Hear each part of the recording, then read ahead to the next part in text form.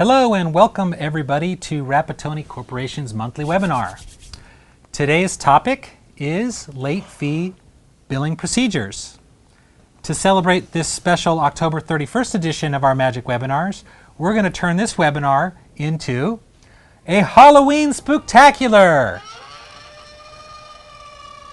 That's right. I am your frightful host, Mark Werber, the Director of Association Management Software. Joining me are your terrifying trainers, Diane Clem and Frank Rittersdorf from the AMS Support Department. Happy Halloween, everybody. Happy Halloween.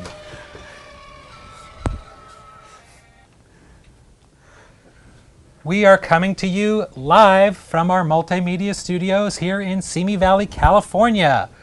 Or are we? Everybody's dressed for the occasion. Let me take a moment to introduce everybody from left to right. Is our cheerful marketing coordinator, Sabrina Steffen. The magical multimedia wizard, Mark Boatman. I'm leading this mutiny today, the swashbuckling Captain Mark. And recently returning from a tropical paradise is Hula Girl Diane. And sentenced to hard time is our convict Frank.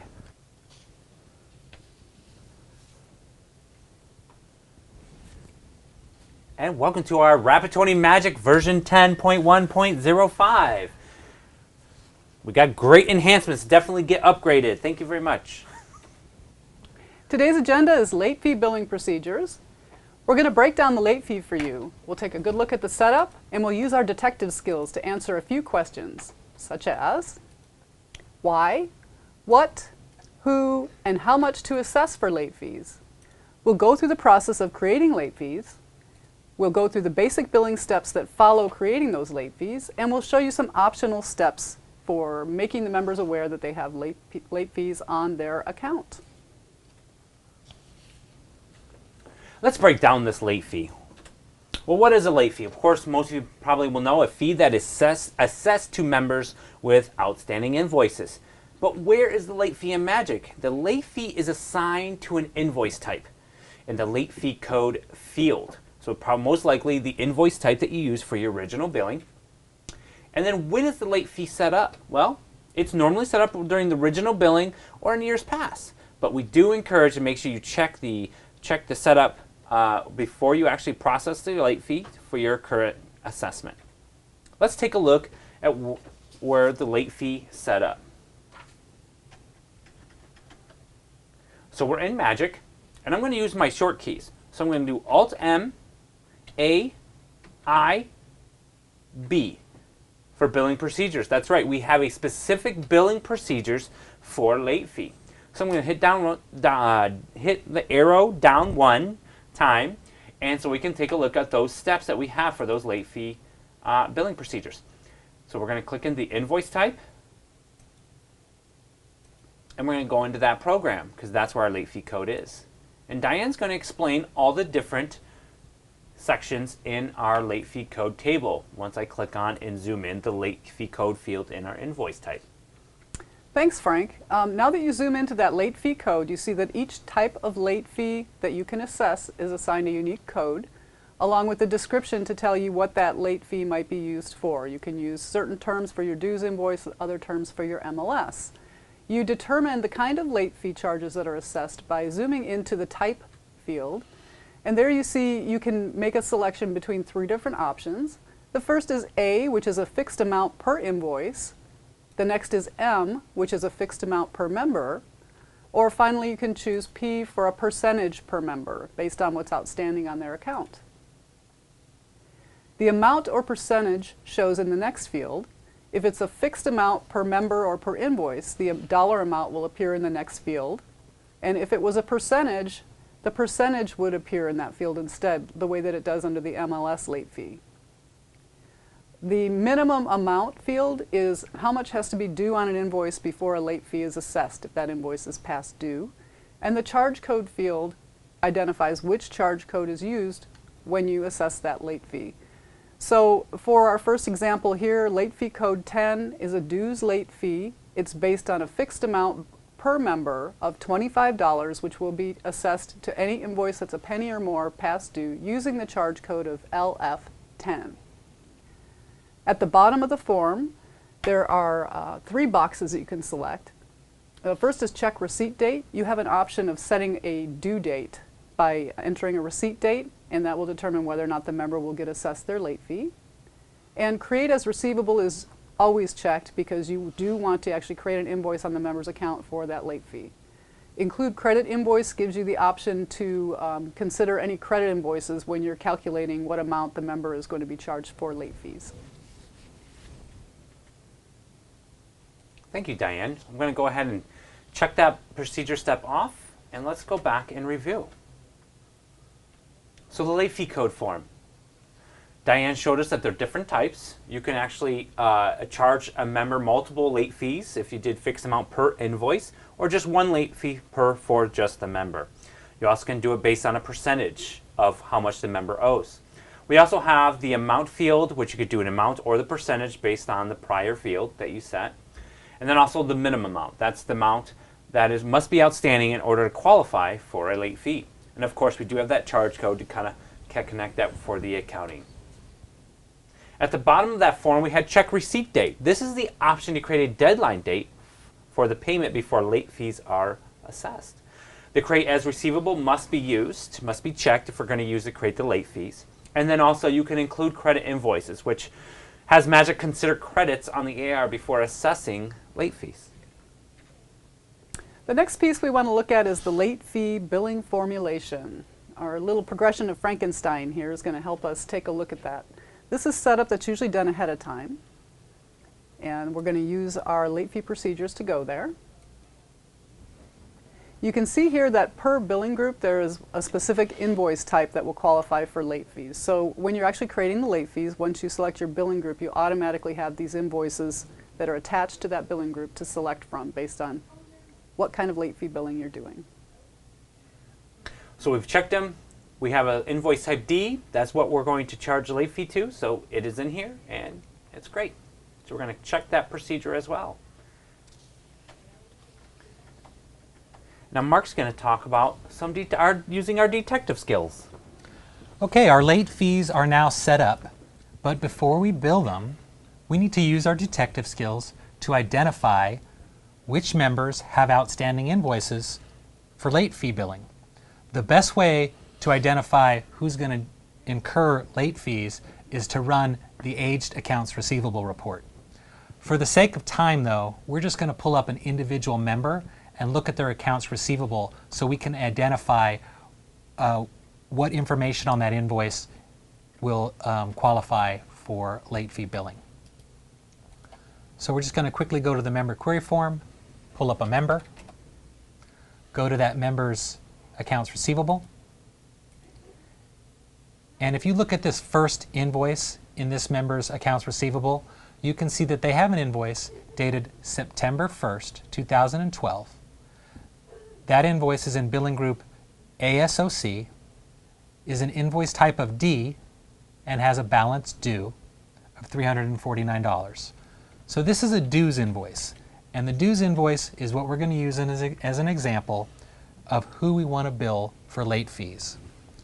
So we've identified a specific date, September 1st, 2012, the billing group, Anytown Association of Realtors, the invoice type of D, and a dollar amount of $349. This is the information that we're going to use to guide us in creating late fees in the next step. So now that Mark has identified for us how to create those late fees, how to do our detective work, we're going to go to Magic and actually take a look at what it looks like there.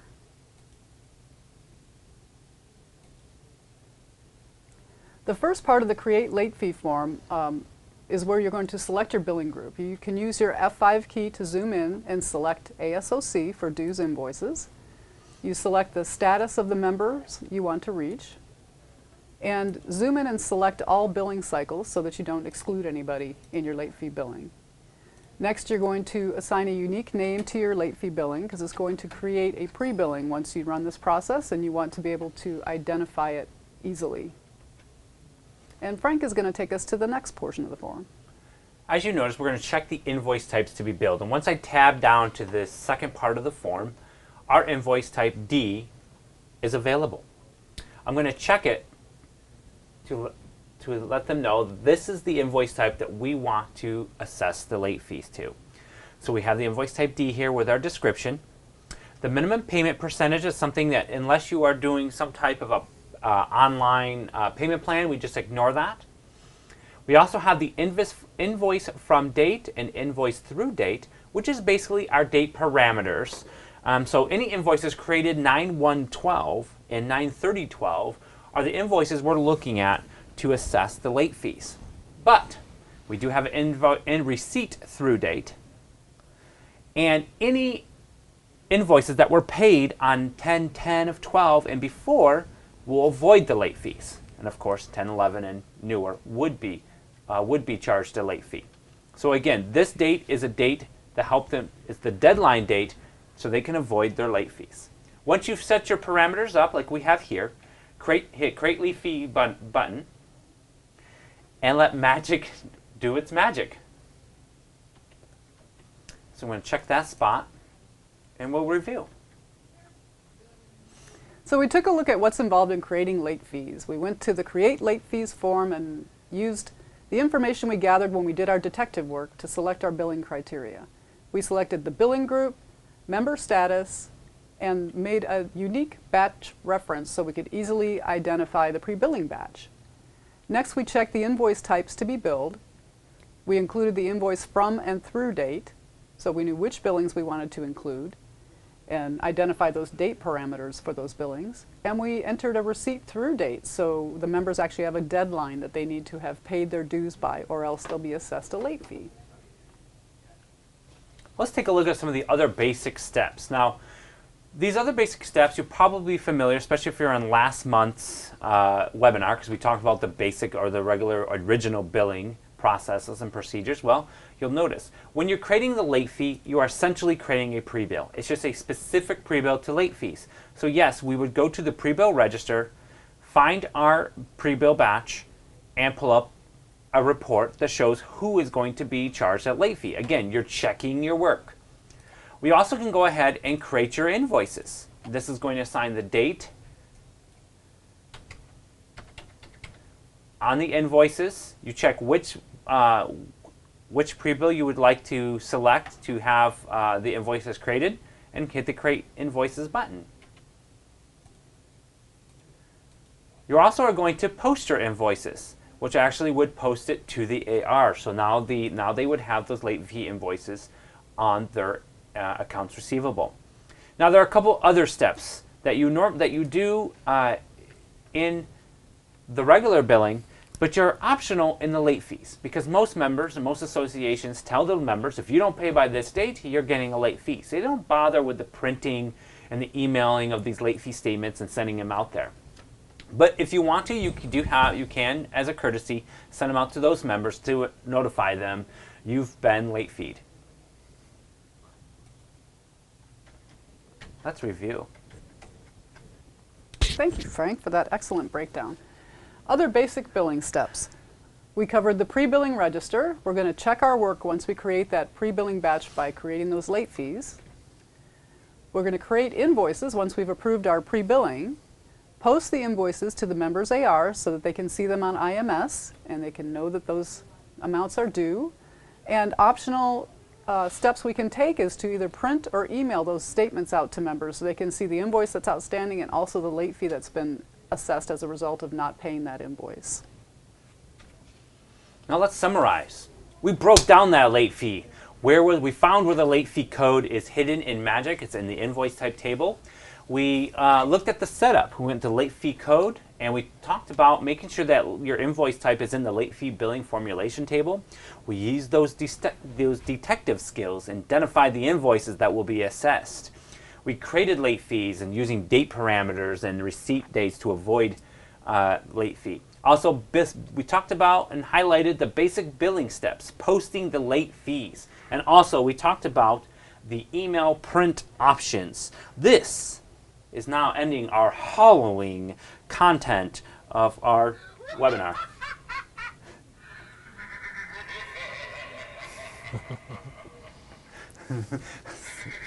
So scary. I'm so afraid. It's giving me chills. Okay, now it's time for our questions and answers section. Okay, let's take a moment and see if any of the viewers have a question for us today. Well, here's a question. Sure. Can we get this webinar?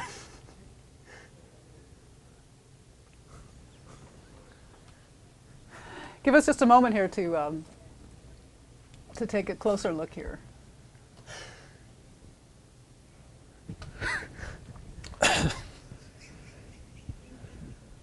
Okay, Frank asked if we could get a copy of this webinar. Diane, do you want to answer that one? You cannot get a copy of the webinar. However, you can visit our website and view that webinar over and over again if you'd like. You can watch it. You can pause it in an area where you actually need a little more time to absorb the information. It's always available on our website at rapattoni.com. Right. This webinar will be posted on Rapattoni's website within a few short hours. That way that it can be shared with staff that didn't have the opportunity to watch it, or for those that weren't available to see it live. Oh, here's another question.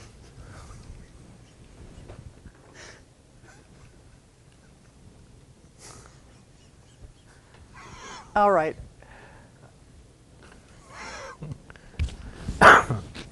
Okay, I don't think we have any more questions. Are there, Frank? All right, so I think we've wrapped up our questions for today. And now it's time for our Rapattoni wrap up.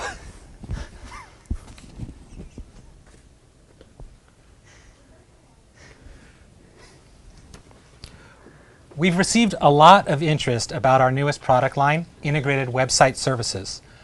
IWS is a content-managed website that seamlessly integrates with Rapattoni's family of products. Those products include Internet Member Services, Secure Logon, Single Sign-On, and Rapattoni's MLS. And we have just a few customers using this right now, but they're very excited about it. In fact, I was visiting with one last week who mentioned that she thought that most of our, or all of our customers would like to have this service as their web page. It really is a great product. And for those of you that are interested in getting more information, pricing, or a personalized demo, please contact Rapattoni Sales Department.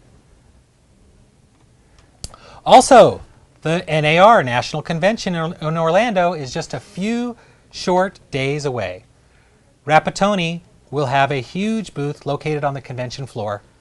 Please stop by to review our products, ask questions, see what's coming for the future, or just to say hello. We look forward to seeing you all in person.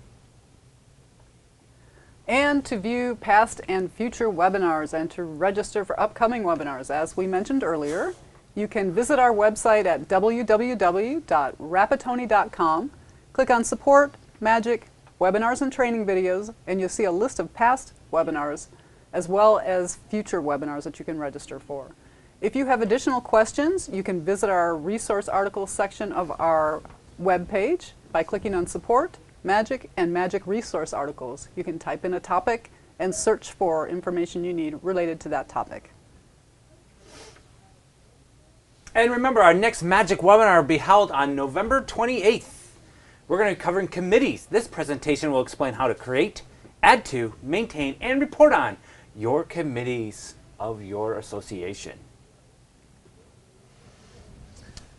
And that fully concludes our spooktacular webinar presentation. Thank you for participating, and happy Halloween, everybody. Happy Halloween, everyone.